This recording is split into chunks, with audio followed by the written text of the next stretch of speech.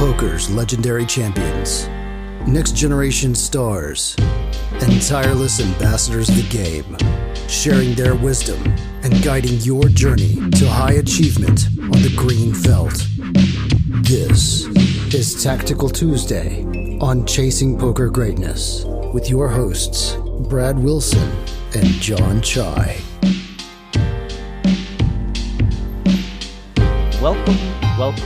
Welcome, my friend, to another episode of the Chasing Poker Greatness podcast. As always, this is your host, the founder of ChasingPokerGreatness.com, Coach Brad Wilson.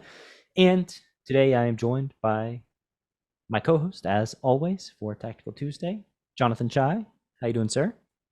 Doing good. Got a couple big pots loaded up for today's episode. It's only going to be two hands. Not a terribly strong theme today. I'm going to go with Spades.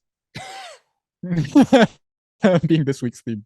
Yeah, I would classify that as not a terribly strong theme. Spoiler alert, we don't even make any flushes, so so the spades are irrelevant. The spades don't even matter. Okay, well, no theme. The no theme episode of Tactical Tuesday. Anything before we dive in? Oh, I think I just think that these are actually two really interesting spots to look at, and there isn't much commonality between them, but I think this will be a good episode regardless. Good. They're all good, John. What are you talking about? That doesn't matter. It doesn't matter. Theme, no theme. I don't know if you remember. I think back in the day, did we even have themes? I don't think we had themes. I think we just loaded. What do you want to talk about, John? Bring him in. Yeah. Well, what's bugging you? You want to essentially a approximation of a coaching session with two hands. Oh, King Queen offsuit again. Third time this month. And then we broke down 25 King Queen offs in a row. All right, so diving into today, the no theme episode of Tactical Tuesday. I'll let you break down the action here in the first hand. Yep. So we're playing 5-10, 6 max. Action folds around to the small blind, who is a reg. He opens to $30. I have ace-5 of spades. Going to be a pure 3-bet for me here. Raise it up to 100, 10 big blinds, and the small blind goes ahead and 4-bets to 23 big blinds, $230. I think pretty good sizing by the small blind. Definitely the type of size that you'd expect to see from a reg. Easy peel here with the ace-5 of spades, getting this really good price and position. And so that's what we're going to go ahead and do. Could jam the ace-5 too, right? That's probably a thing that happens. Yeah, maybe. Frequency. Well, I mean, if it happens small blind versus button, then big blind versus small blind feels. Yeah, but a lot of the time I feel like it's the out of position player that's doing the jamming with the ace-5 of spades, and the in position player is doing a lot of. Yeah, the button 2-bets, the small blind 3-bets, the button 4-bets, the small blind jams ace-5, and sometimes ace-4. Yeah, I'm saying it's like the out of. Yeah. Wow. It's going to be a low level day for. Just kidding. There goes our hopes of having a good episode. Yeah, days without incident erased. Coach Brad ruined everything. Okay, so ace-5 suited, you call IP. Flop is 9-5 tray with 2 hearts, 1 club. So you flop middle pair. There's 460 in the pot. You've got 770 left. So the SPR is like 1.5. I think I expect like one of 2 c-bet sizes here. This is not one of them. Yeah, the all-in jam size. So, okay. This has never happened to me in a 4-bet plot. This is the first time. This is one of one.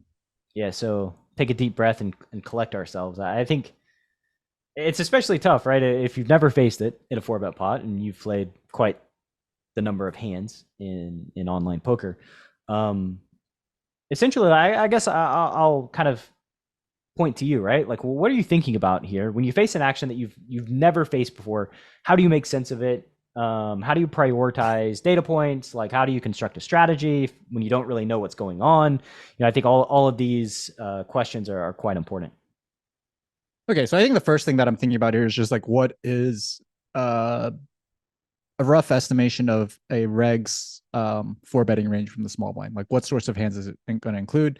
I think the value hands are pretty obvious. It's just going to be like the over pairs, probably something like 10s plus or jacks plus, and then a whole bunch of really strong suited broadways, like maybe ace queen suited, ace king suited, and then some of the offsuit broadways like ace king off.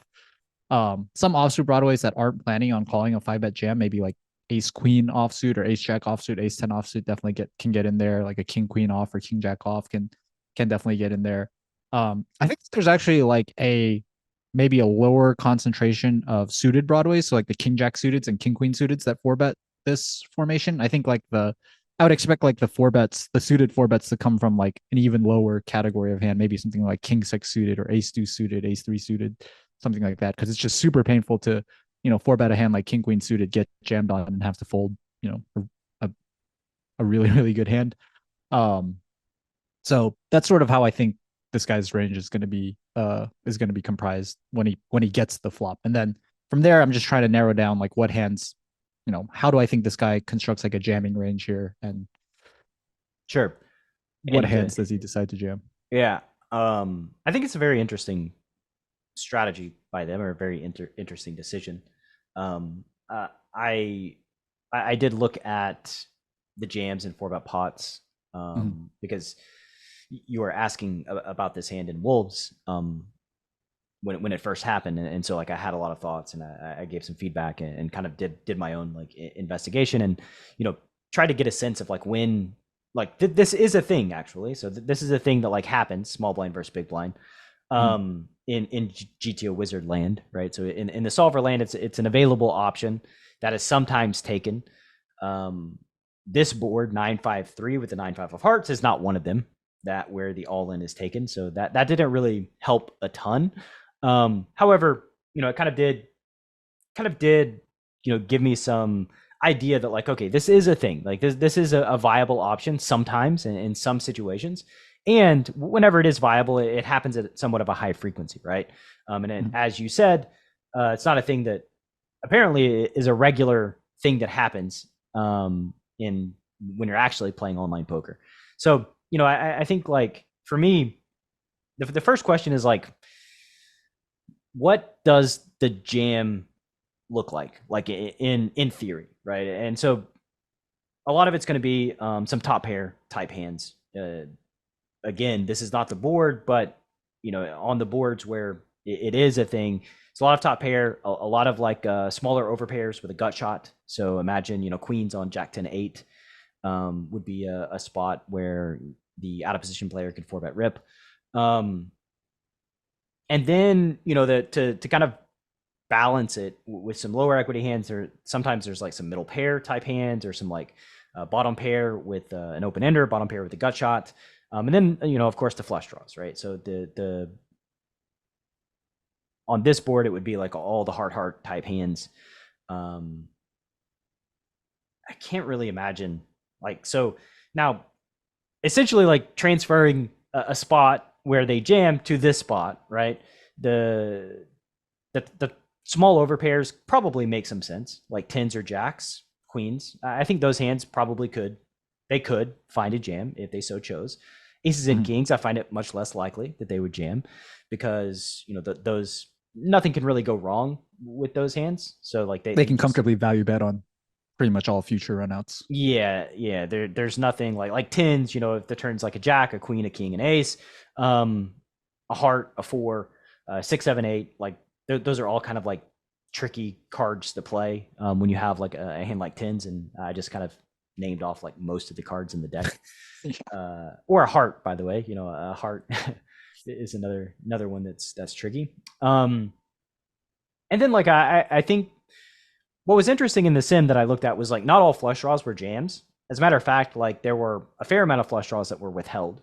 I think in practice, villains are much more likely to find the flush draws than they are all of the overpairs, or even like the top pair type hands. I think it's much easier to see the jam as an option when you have a flush draw versus just the overcards, or like a backdoor flush draw, something like that. So I don't know. I mean, realistically speaking, they found the jam, so they are the type of player that sees it as an option, which means they should have generally have a good idea of like what hands they're supposed to be doing it with. I would say that like if there's a failure point here, probably going to be in the overpair component, the high equity component of their range, or the top pair component of their range.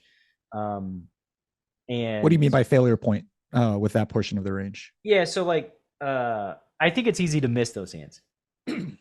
Like I think it's easier to miss those hands than it would be a flush draw, for instance. So it's like it's kind of easy to end up just like way over bluffing the spot, right? And I just think so. Yeah. missing like the jams with the jacks, tens, queens, but then having it be really obvious with the king. I don't know, like the 10-7 of hearts or the ace deuce of hearts or something like that. That they have here. I would think, but again, it's just a hypothesis. And for those of you on YouTube that are wondering what's going on, I have something in my eye, so gonna have to do this last part of the segment blindfolded. But good news is there's no future action, so all we have is this decision here. Looks like your equity needed is 38%. Yeah, that was like the final part of my equation was just like, okay, this is like about a 1.5x jam because I have 770 in my stack. There's 460 in the middle. I know that when I'm facing 1.5x, I need 40% equity to call. How do I get to like 40% equity versus this guy's range? The first thing that I assumed, just like the first baseline assumption that I started out with was that like he just jams every single hand that he 4-bets pre-flop, right? Like what would my equity look like if they decided to do that? And it's something like, okay, I have like 20% equity versus the overpair region because I have 2 5s and 3 aces. That's my outs. That's 5 outs. 5 outs twice, so like roughly 20%. And that's like sort of like the worst case scenario, I think, right? It's just like versus a range that only jams overpairs. So like my next question is if there's like 6 combinations of 10s, 6 combinations of jacks, 6 combinations of queens, 6 combinations of kings, and 6 of aces, I guess, or 3 of aces. So that's like 27 combos. Can I get to like, you know, roughly 8 combos, 7 or 8 combos of, or should, can I get to like 10 to 11 combos of bluffs, right? And if they jam all of their 4-betting range, it's like very, very easy, right? All you have to do is like, okay, all the combinations of like ace, queen, offsuit, and, you know, some flush draws, we're like way in the clear. Yeah. To any call offsuit jam like pushes you over right the line. Like right. you just need, and like, so like when I started thinking about it that way, I started realizing like, oh wait, I think it's like really easy to like way over bluff this spot, right? If you're doing some approximation of that. And then I think like you can layer on like one last kind of assumption that I'm making where it's like it's way more painful to jam the overpairs here, like the aces, kings, and queens, and then just like get a fold from a hand that might have just called a quarter, right? So I think there's like this extra temptation to probably not jam your overpairs here, and that temptation doesn't exist when you have like, you know, 10-7 of hearts or ace deuce or something like that, right? It's like it's less of a fear. And so yeah, I think like, you know, those two things in conjunction make it, at least to me, make it feel like it's way easy to just be overdoing it here with without overpairs. And again, like I said, it's not, doesn't feel great to do this with overpairs, just see them snap fold, you know, ace 10 of clubs or something like that when that hand likely calls a quarter and you know is drawing dead versus like your aces and kings. I agree. And so with that theory, you know, I think it's pretty obvious the action that you took. End up just giving me a call. Let me give you my real life thought process. I saw the flop before this guy even jammed. I was like, well, I'm probably not folding.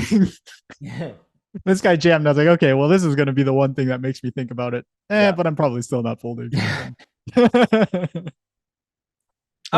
just turned trips. Pretty sweet turn. That's a pretty nice turn. And the villain ended up having ace of hearts, queen of spades. I think a number of thoughts when I see villain's hand.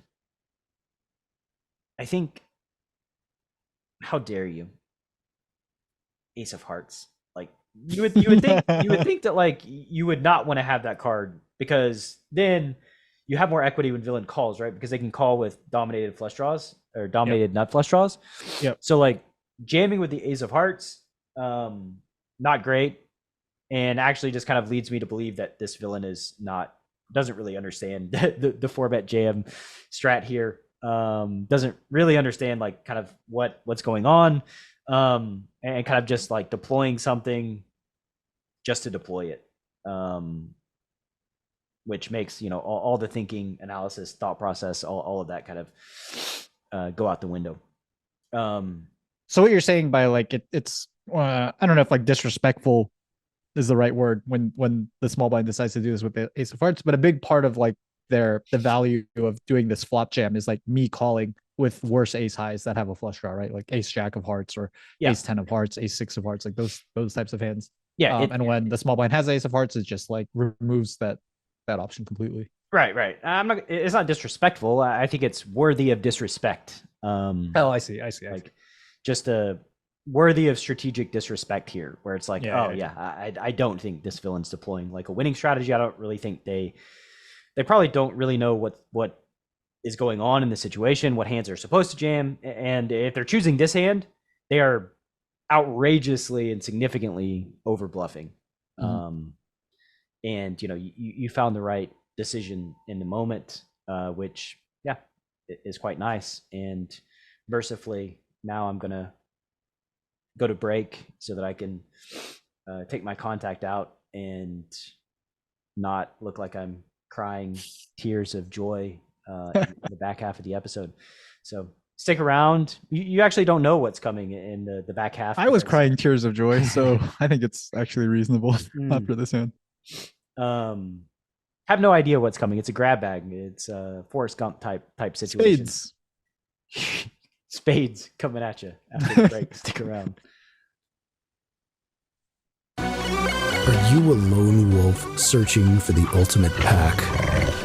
The CPG Wolf program is a close-knit brotherhood hell-bent on one thing only: chasing poker greatness.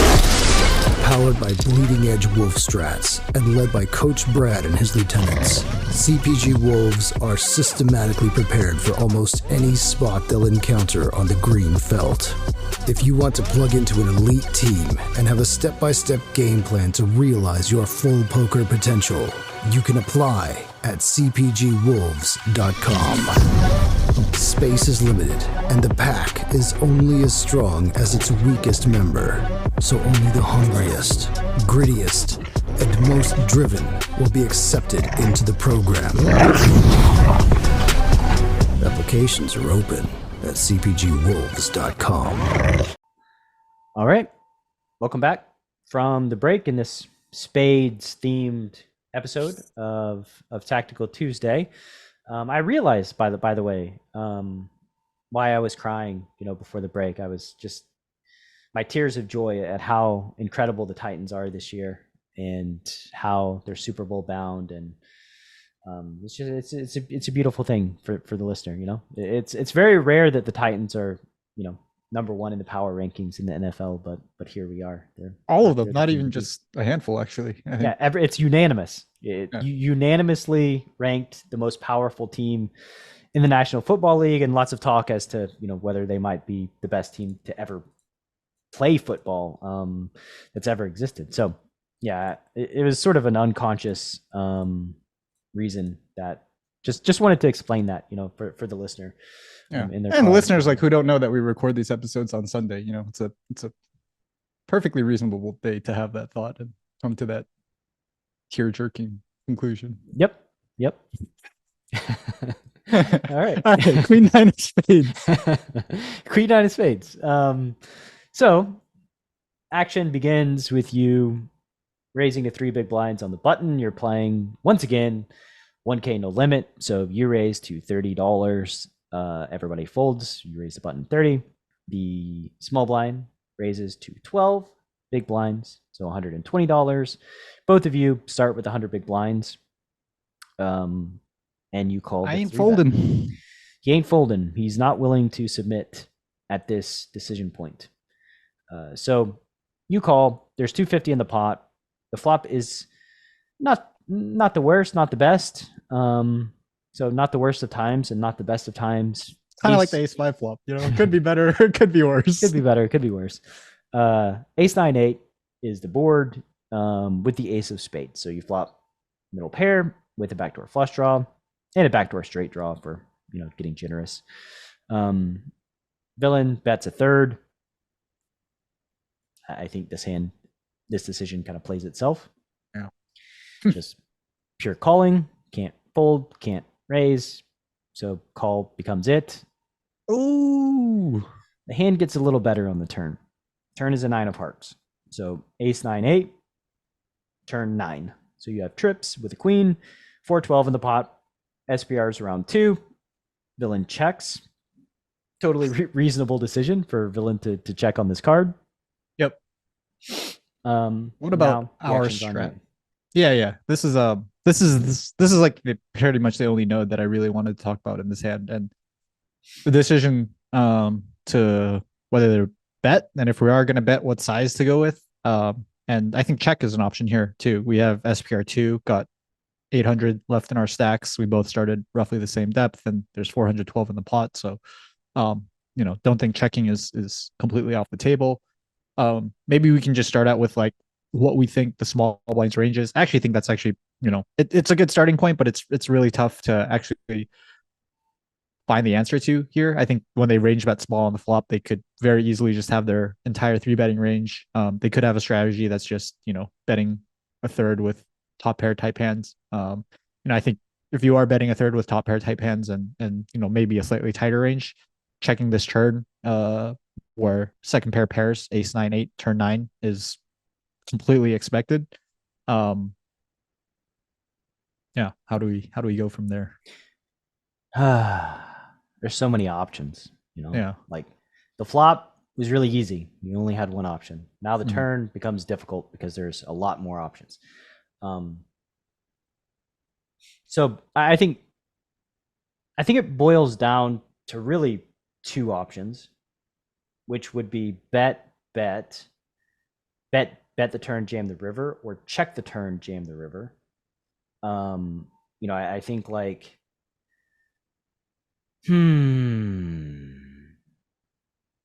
so essentially, like, if you're getting the money in, you're generally targeting ace X. This is like kind of the first part of this equation. Like, what hand is gonna get the money in with you? So ace X, maybe kings, and that's it. If you bet the turn and jam the river, that's essentially your target. So now, if you check behind, there is this aspect that like maybe villain can put in money with their lower equity hands, right? Now, the downside to that is that you're going to have to raise the river. I doubt that the villain's going to jam their low equity hands in this spot on the river. I think they're more likely to place a smaller bet, maybe 70%. But, the 2x with your bluffs, I don't think makes a ton of sense.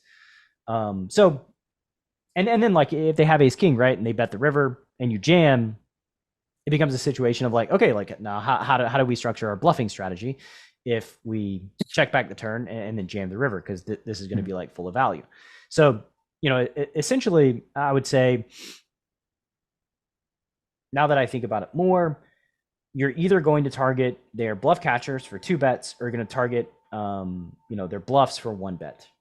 Is kind of the way that the situation's laid out. I think if you do bet the turn, you've got to bet small. I think. One last question. Sorry. So you said target their bluff catchers with 2 bets, or target their bluffs for 1 bet. When you brought up the option of checking back the turn, do you think it's too hard to do both at the same time? Is that just like trying to have your cake and eat it too type of thing, where it's like, well, I can check back the turn and jam over their ace kings that bet the river for value, and then also pick off the king jacks or whatever that give up on the turn and might stab the river? Yeah, I mean, the reason I think it's difficult is that like ace king needs the bet call. Ace king needs the bet call, right? Which isn't likely to be the case. Whereas like if they have an ace here and you bet the turn and jam the river, all their aces are going to feel really good about going call, because you just have jack like 10, queen 10, 6, 7. So many lower equity hands in your range. And that's kind of that to me is like kind of the sticking point, right? Where it makes it like, this is actually tricky, and I'm on the fence as to which direction I want to go.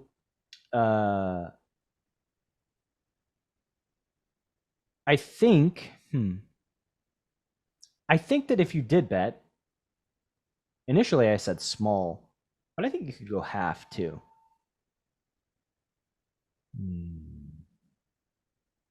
Yeah, they kind of target the same thing, right? Like an ace X is just like, third half. Yeah. I'm just going to blow everything up. I would just check back and probably just jam river versus another check. and jam versus a bet basically, and put it on them. Like, okay, like, it sucks if you fold your ace king, but let's put you in a position to where you have to actually fold your ace king in reality. And I think like one thing that I know for sure is that villains' strategy before they do anything is oftentimes wildly different than the strategy they actually end up doing in game. So yeah, I think like just put it on the villain to fail in the execution of folding their ace X and call it a day. Yeah, I was very much trying to accomplish that, and like I said, sort of have my cake and eat it too. Get the bluff, pick off the bluffs, and hopefully have them make a mistake with their stronger ace X. That expression's weird, right? Have your cake and eat it too. Who would have a cake but not eat it? It doesn't even make sense. No. It's like you want the cake to like look at and like imagine yourself consuming in the future, but you also want to eat it, right? Because the eating part feels good, but you can't have both. You can't look at it and why can't you enjoy. I've never looked at it. Because once you start eating it, it disappears. I see. You can't have it and have it in your stomach. You can't like have it on your table and in your stomach. I see. I still think it's a stupid expression. All right. Yeah, I don't love it either, but it's just trying to be relatable. Yeah. Well, you eat it and then you throw it back up, and then you have your cake, and it's not a cake anymore. Not the right. type I want to have, anyways. That's a kind of cake you don't want to have. Okay, so the metaphor idiom expedition is now over.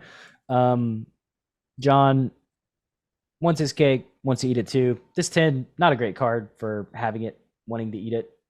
Completes, Queen Jack, it completes 6-7. It makes it to where like Jack 10, which would have been a bluff on a brick versus check, is no longer available in range. Queen 10. Yeah, Queen 10, all of your like any straight draw that connected with the flop that wasn't a backdoor flush draw essentially connects with the 10, which makes it more difficult for you to get paid. Villain bets small, like 30, a third. Yeah. I would say this is like the best outcome that you could ask for facing a third, because now like when villain bets a third, like you their perception would be that you could turn pairs into bluffs here. You could turn an 8 into a bluff, like 7-8. You could turn possibly a 10 into a bluff if you didn't want a bluff catch facing a third. And so now that they've kind of planted the seed of induction, you just have to make that seed grow into a giant tree that will collapse and break their skull. So you jam. They bet 134 into 412. For the podcast listener, the flop was ace 8-9, turn 9, river 10. No flush available. John jams.